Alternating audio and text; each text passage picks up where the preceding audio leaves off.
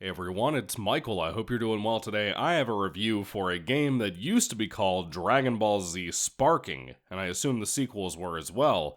I assume that's the Japanese title or whatever for their PS2 game. However, in the American culture, in 2005, this game came out after Budokai 1, 2, and 3. I had this as a kid, and I kind of have a personal childhood rant story, something like that, to go along with this review as I talk about it. But it is for a game that I used to own. I sold my copy, and I wish I hadn't, even though this is the cheapest of the three Budokai Tenkaichi games to find on eBay, Amazon, anything like that. This is Dragon Ball Z Budokai Tenkaichi, in this case, number 1 out of the series. This is for PS2, as you can tell. And as I said, it came out after 1, 2, and 3, the regular Budokai games, which I much prefer to the Budokai Tenkaichi games. About 6 months ago, I reviewed Budokai Tenkaichi 3, which came out a couple of years after this. And I loved that game. It was so good. It was so perfected for what I remember of this game, and how I never beat this game.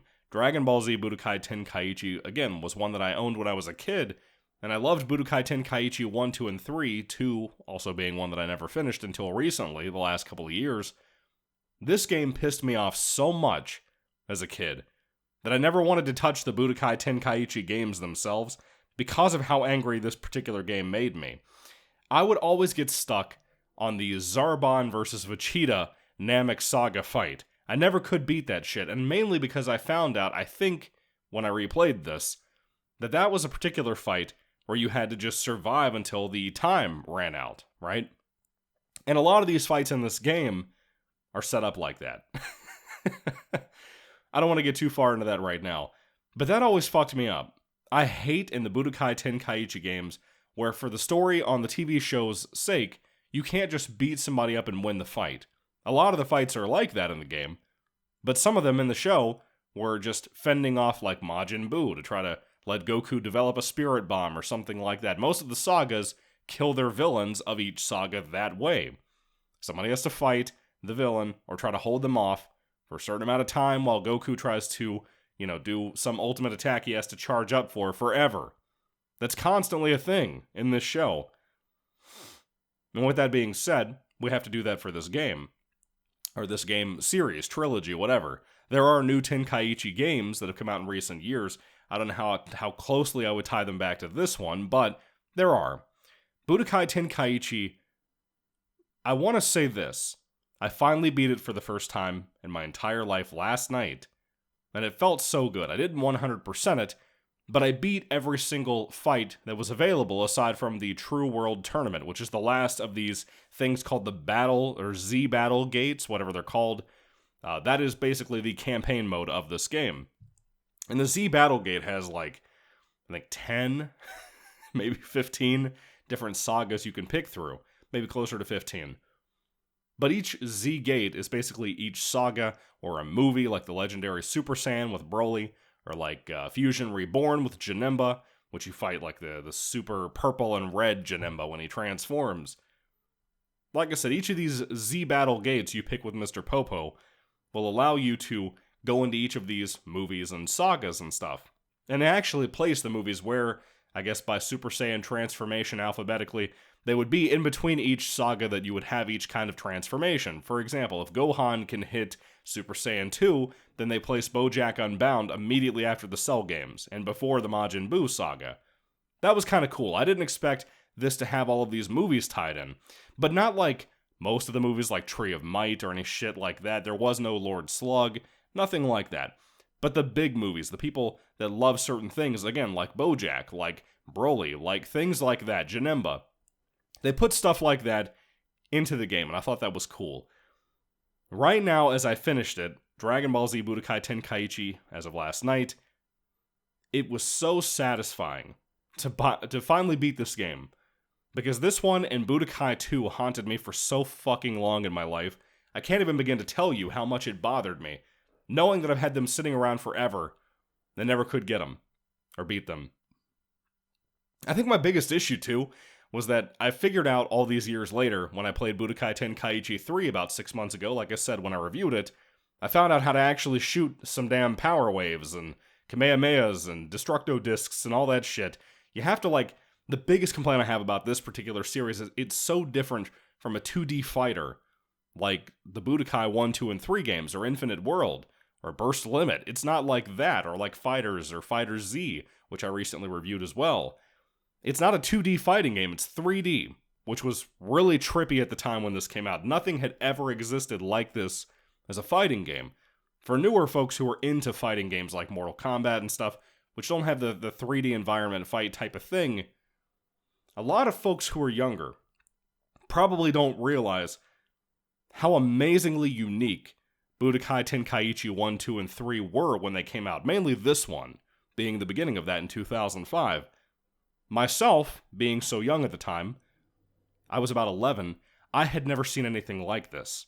Ever. And even though I couldn't beat the game, and I was immensely frustrated with that, and so was my childhood best friends, who also, they couldn't beat it either. As frustrated as we were, we all absolutely loved this game because of how beautiful it looks. And let me tell you this, to this day, the art, the style of the animations, all of that, they look fantastic. As flawed as the game is, it's absolutely beautiful. The 3D environments, for example, if you're fighting in the time chamber, the hyperbolic time chamber, for example, if you're fighting in there, you can destroy shit. You can destroy those big hourglasses. You can destroy that building. I got the shit knocked out of me when I got beat up and thrown across the room in the hyperbolic time chamber into that that building that's in there, that's the entrance and exit. Kind of like when the Majin Buu saga happened, when that happened with Piccolo and Gotenks and Buu.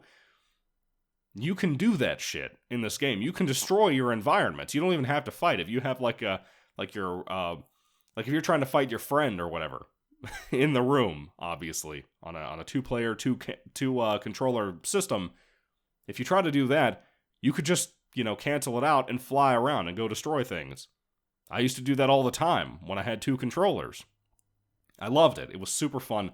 The destructible environments are fantastic. One of my favorites is when you're fighting in the Cell games and you've knocked your opponent out of the ring, but they're just down at this one angle where you could shoot a Kamehameha wave at them, and it blows up this massive, by the way, very satisfying chunk out of the Cell Games arena. That shit is incredible. It's so incredible. The flying around feels so... It feels like bringing Dragon Ball Z to life. It feels free and wildly free. On top of that, being able to just fly here and there.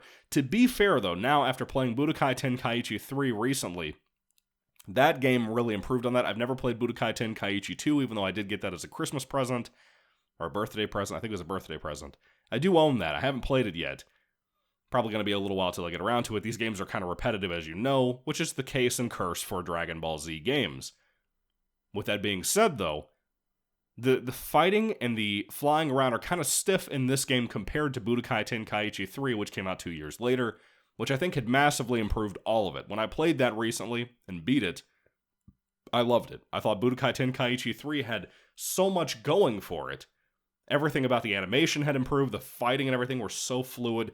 There was a reason that a lot of the fans consider that the best Dragon Ball Z game of all time. I understand it, I don't agree with it. I think Budokai 3 and even Budokai 1 or even Infinite World to me are better games overall because of my personal preference. But that's my opinion, But this game is really beautiful. It's beautiful. I love water when I get to see water in the game. I love the big grassy fields you can fight in. Very, very nice. Another big compliment to it, too, being right after Budokai 1, 2, and 3, I am fairly certain that most of the music, if not all of the music, came from Budokai 2 and 3. And not so much 1, but kind of 1. The music sounds so familiar and so beautiful and vivid. It's not from the show. Which made me say distinctly, like, these are from the games. Like the previous games that the series tied to. And I really personally love that about it. I feel like this game, as good as the music was in Budokai Tenkaichi 3, me personally, I like the music better here because of my childhood nostalgia, I loved it. It's beautiful. One of my favorite things about this game that I've always loved, each of these games, of course, have an intro where you watch, like in this case, a CGI animated fist fight amongst Goku, Vegeta, Frieza, Cell, all of the big ones, Majin Buu, Kid Buu, whatever. All of those things were super, super fun to watch on every game. This particular one might be my favorite. Like up there with Budokai 3. The fighting in this one, in this CGI animated intro, and the music, that amazing guitar riff, is just the shit. If you have not played this, if you've not seen that intro, you're missing out. It's absolutely incredible. I kind of wish if Dragon Ball Z was going to go this whole, fully CGI animated route like they have recently with Dragon Ball Superhero, the movie, which I fucking hated, by the way. I did a live action on-camera review about that game, by the way, or movie, excuse me. If they were going to do a 3D CGI animated movie or show or anything, this is the way they should have done it. I don't care how dated it would have made it. It kind of looks like Code Lyoko a little bit. It still would have been better. The fights are incredible. It's better than Super, 100%.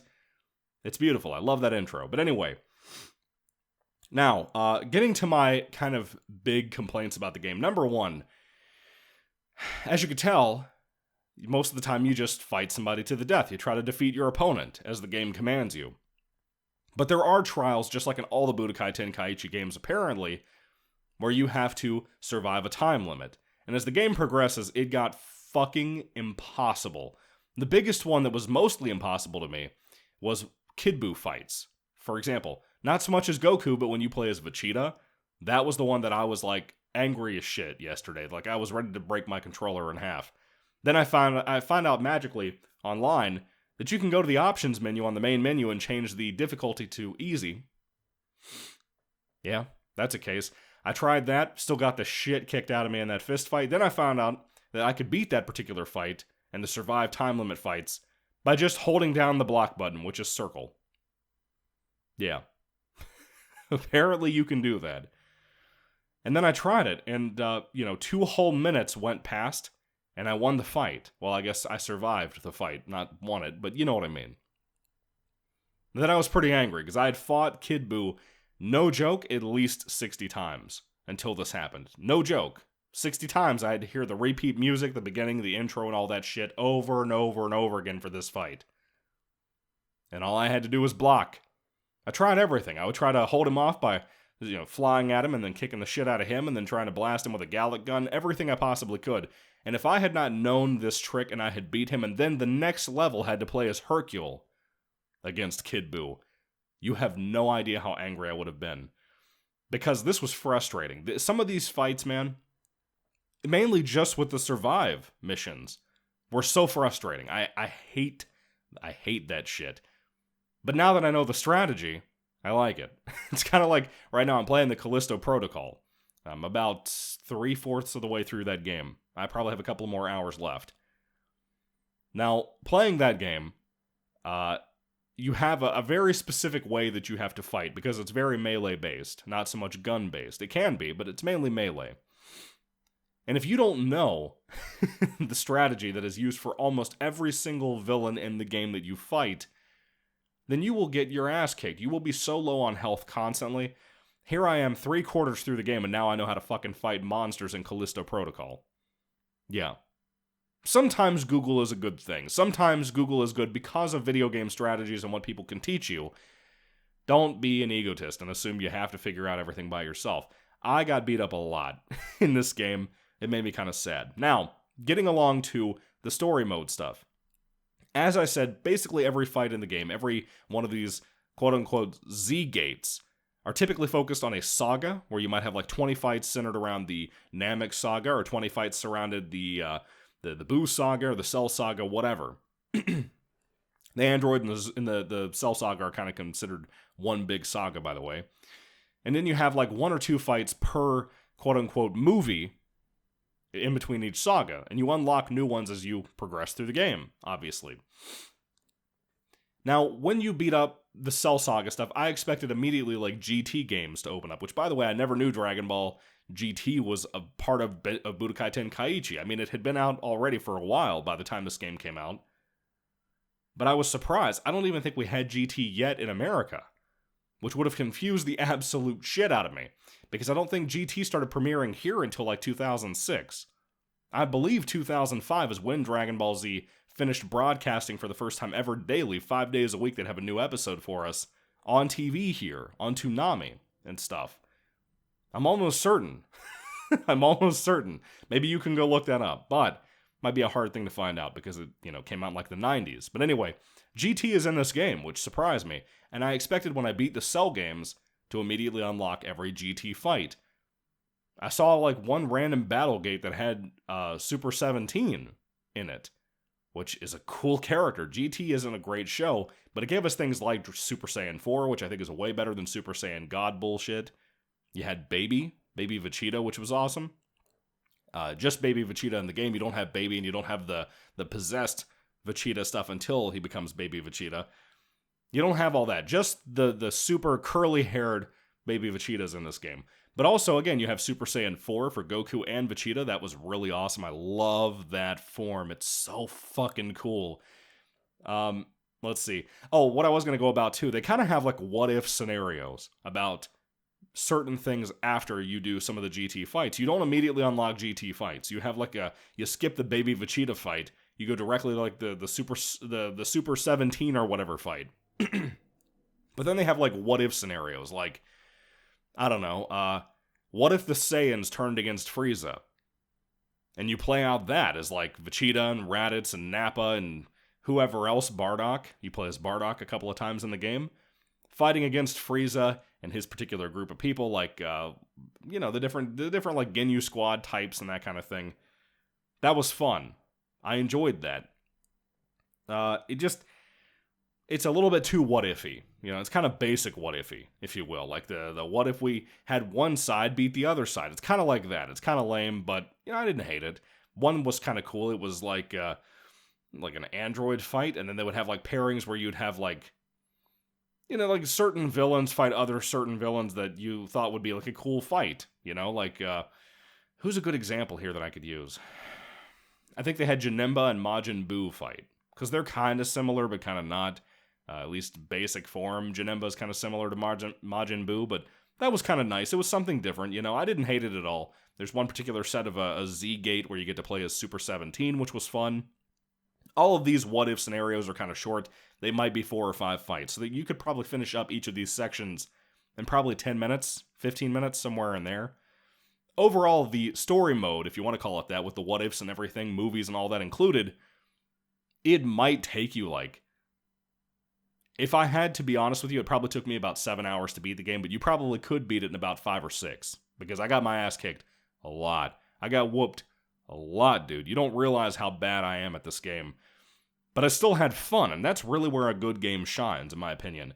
But let me tell you this, for the story mode stuff, if you don't already know the storyline of Dragon Ball Z, or GT in this case, the original Dragon Ball is not included in here, aside from the True World Tournament being a very small unlockable thing in the game. If you don't already know the story of these fights, and you're coming in knowing nothing, it's going to seem so sporadic and random of why this person's paired up with this person, why you can't just go ahead and choose your own character to fight. It's going to seem weird. It really will, and I really think that's the biggest complaint I have with this game. There's not a cohesive story. And it's kind of a complaint I have with the Budokai games in general. The original Budokai for PS2 just basically takes CGI animation and remakes Dragon Ball Z's storylines, the cutscenes, the show itself into cutscenes. And I love it. I still think it's super effective, and I still love playing that game to watch those things. I think it's super fun, especially when you unlock post-Frieza Saga. You start getting like the Super Saiyan transformations. They look cool, and I love that game for it. Then you had Budokai 2, which was like a game board setup. And I talked about how Fighter Z in my review for that brought that idea back. I don't like that. There was no real storyline to that. It was just, you played a board game and then you went and fought things. If you didn't know the show, you couldn't really understand the storyline there, if there even was one for that game. Then you had Budokai 3, which was just text-based. I mean, you had the voices of all these actors and actresses that play all these characters, but you just had like a picture of a character on the screen. Sometimes they look confused, sometimes they look happy, sometimes they look angry, and you read words. It wasn't an actual cutscene, That was disappointing. I don't remember about Infinite World, but it was basically Budokai 3. But Budokai Tenkaichi doesn't even try to have a storyline. Nothing text-based, nothing board game. You just Go through these Z-Gate things and pick out the next story. Now, to be fair to the creators, Toriyama, everybody involved here, the games, if they just repeated the stories over and over again, it would be kind of dull. So I understand the inclusion of what ifs. I understand the inclusion of, like, in Fighter Z, they tried to make a new story. As bad as it was, they tried, right? I can appreciate that. I don't know what newer games like Kakarot or this newest one, I forgot what it was called, something about the Breakers. I can't remember what it's called, but I bought it, haven't played it yet. I don't know what they did with those games. I think Kakarot's just a straight out reboot or remake or whatever of everything, including Super. But I could be wrong about that. Dragon Ball Z games in general have an issue of being kind of repetitive in that sense, just being filled to the brim with the same fights you've seen over and over again, maybe being less exciting than the show or the other previous games at some times. That can happen. That's kind of a problem with this Budokai Tenkaichi game. As much as I enjoyed it, as beautiful as I think it is, it has flaws. It has big old flaws like that.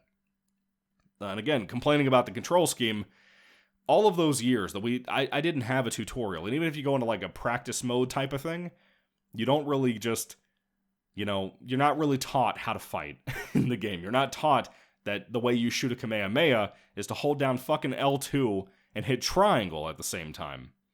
No one ever told me that. No one ever explained that. No one ever explained to me I can, fly out of the way of somebody's, like, death beam or whatever by pointing my joystick in one direction, hitting X, and I can dash out of the way. No one explained any of that shit. The game doesn't explain any of that. If you're not reading the manual, you won't know how to do any of it. I mean, you can go into the skill list if you want. It'll teach you how to do certain things like the Kamehameha wave. But the game never taught me how to even charge up. So you can imagine what this game was like when I was a kid and how frustrating it was back at that age, being 11 or so. Probably still 10 when this came out in October. I would have been 10. I would have been 11 in November that year. But it was incredibly frustrating back then, and some of the fights are still incredibly ridiculously unfair now, in my opinion. But it was fun. It gave me a little bit of a challenge. I enjoyed that about it. It's not perfect. The skill list thing and the change of controls from the Budokai 1, 2, and 3 games to having, like, I think you either pointed towards your enemy and then hit circle, or pointed away from them, like the opposite to your back, and then hit circle, somewhere in there. It's been a long time since I played those.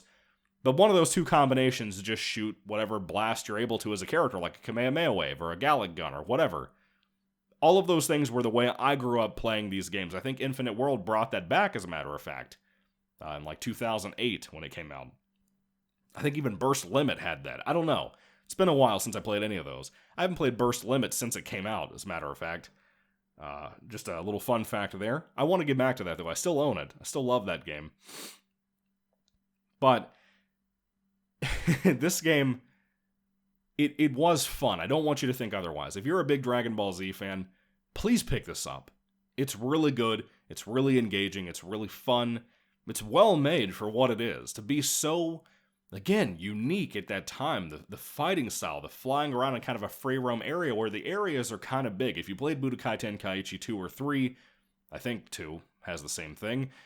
3 at least has the exact same size of fields and probably the same maps taken from this game for all of the previous sequels, or the upcoming sequels like 2 and 3 for Budokai Tenkaichi. Because the maps feel and look identical, even though the graphics do improve on the characters, their detailings like, arm muscles, hair, that kind of thing. It's another thing I love too about the art style in here.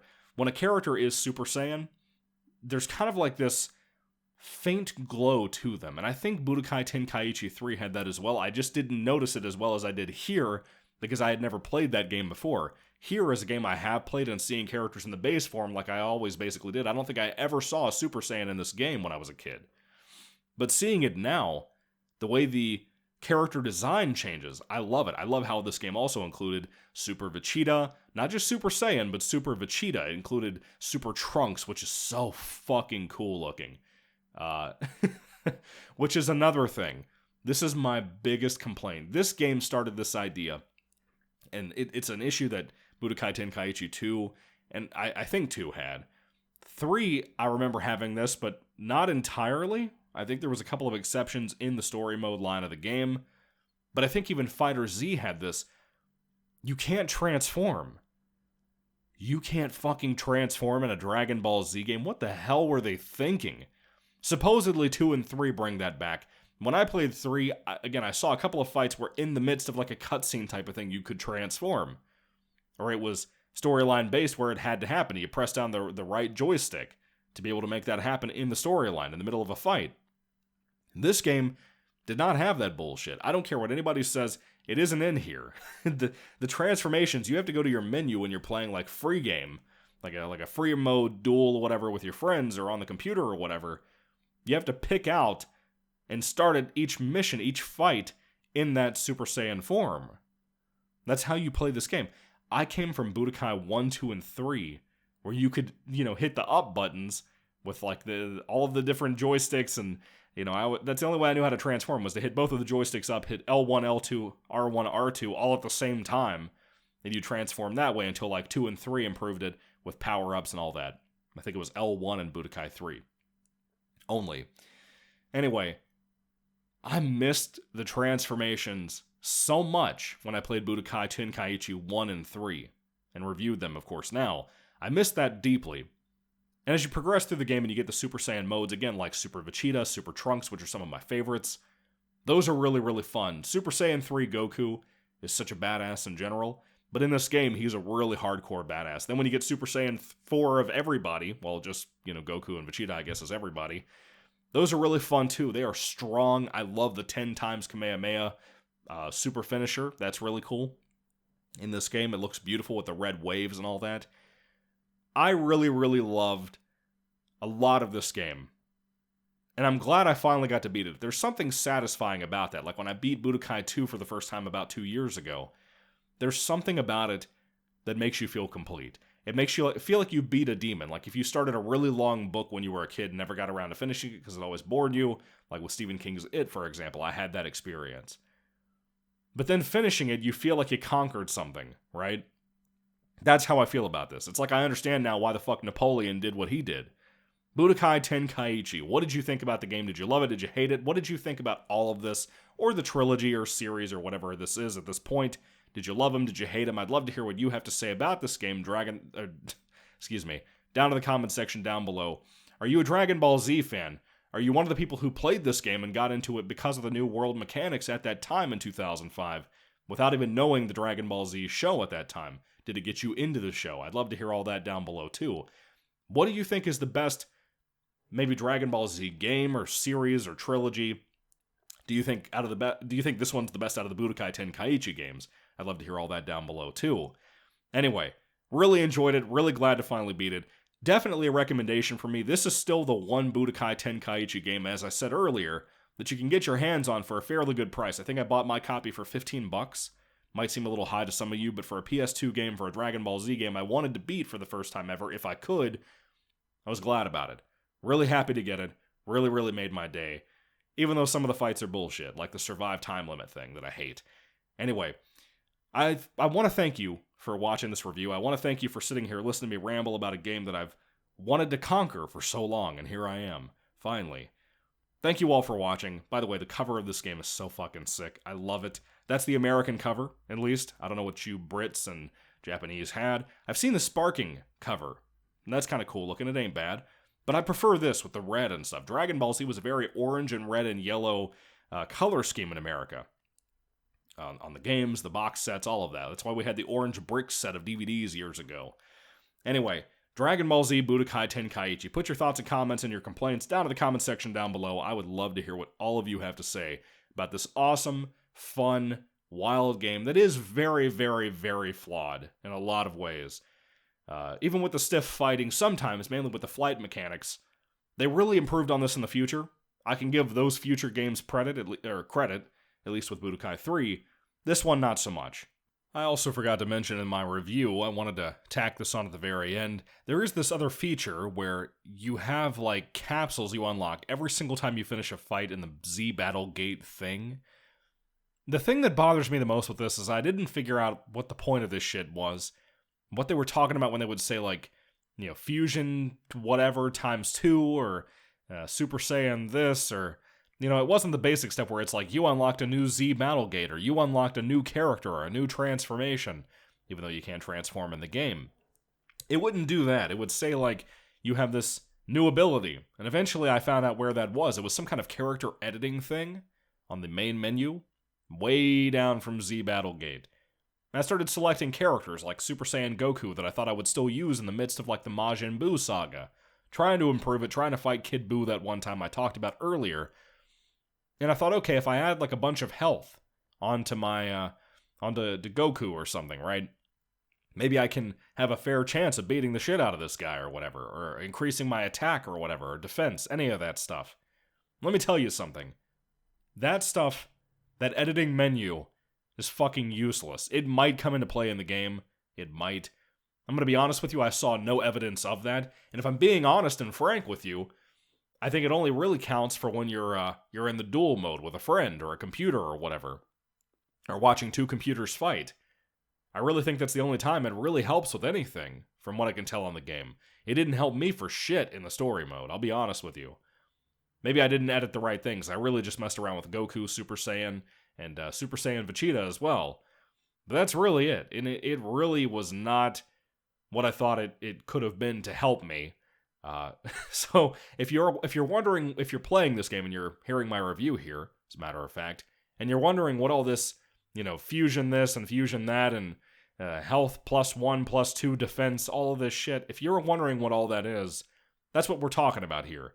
And it's useless. Now, this is in, like, the Budokai games, not the specifically, like, +1 health or +4 health or anything like that, but more of the things that are like, for example, you can change your abilities. You might be able to shoot a Kamehameha as Goku in the Budokai 1, 2, and 3 games. You might be able to not do that if you take it off your list of abilities. You might be able to transform into Super Saiyan 1, 2, 3, and 4. Some of those abilities might come with that stuff. If you don't put it on there, you can't use it, on your old editing lists. That was always kind of cool. I appreciated that about those games. That was a better system to me than this +5 health, +4 health, +2 attack bullshit in this game, by the way. Just wanted to throw that in there. I'm sorry for tacking on 3 more minutes of ranting at the end of the video, but I wanted to make sure, in a very old YouTuber blows himself up dude way, which is one of my favorite channels of all time, it's the reason I like recording this way to begin with, I wanted to tack that on, because I wanted to be sure to get my piece out about that bullshit, and why that's such a waste of space and memory on this game, because if we had sacrificed that nonsense, we could have, number one, probably had something like transformations, which seemed like a creative decision more than anything, or we could have had more characters put in the game possibly, I don't know. Just seemed like a poor move, in my opinion. My personal 28-year-old opinion who has no idea on how to make games. Anyway, what do you think about the game? Put your thoughts and comments down below once again. What did you think about this whole health and plus defense and bullshit like that? What did you think about all that stuff too? Anyway, thank you guys, God bless you all, and goodbye.